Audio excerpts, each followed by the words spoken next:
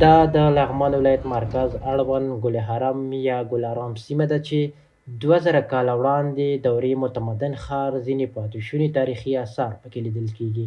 مونږ چې څومره اټکل کوو دا د حجر د زمانې واقعه ده. په دې وطن کې به داسې مخلوق اوسېدلي وي چې په هغه وخت کې ګوره دا اوس اجتماعي ډول باندې ژوند دی، مترقي ژوند دی، تمدن دی.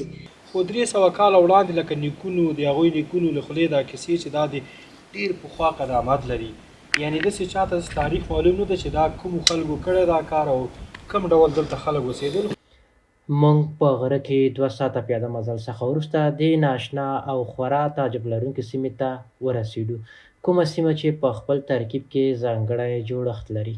د سیمې د اوسېدونکو په وینا ممکن دا آثار د سکندر مقدوني دورې اړوند وي، کوم چې 500 کاله وړاندې په همدې سیمه جلال آباد او کونړ ته ورغلی دی.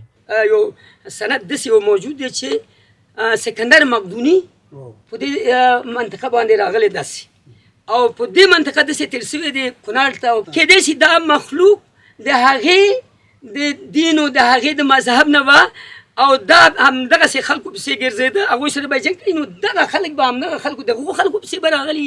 په هغه دوره کې د دې تیږو داسې جوړښت د سیمې اوسېدونکي او دلته راغلي سیلانیان حیران کړي دي، ځکه په تیږو کې دا ډول کیندنې له پرمختللو ماشین آلاتو پرته ناشوني دي.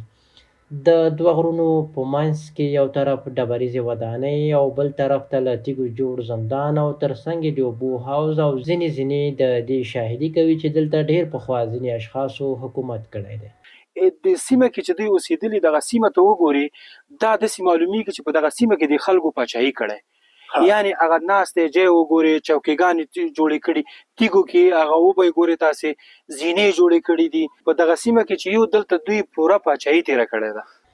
دلته په تیږو کې د کیندنو ترڅنګ ځینې نقاشي هم لیدل کېږي چې د تاریخ پوهانو په اند دا د هغې زمانې د تصویري خطونو پورې تړاو لري چې زرګونه کلونه پخوا مختلفو طبقو په مختلفو هېوادونو کې کارولې.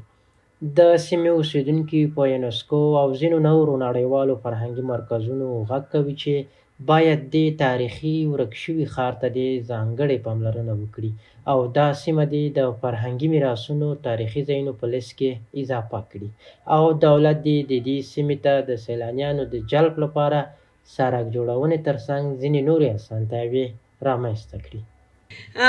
آثارو دپاره چې دا یو تاریخي اثر دی، وګورئ دا یو تاریخي اثر دی. د دې دپاره د دې د لیدنو دپاره د دې د تحقق دپاره د دې د څېړنې دپاره یو سړک جوړ وی چې په اسانه خلک هغه ځای ته تلل او راتلل کوی شو.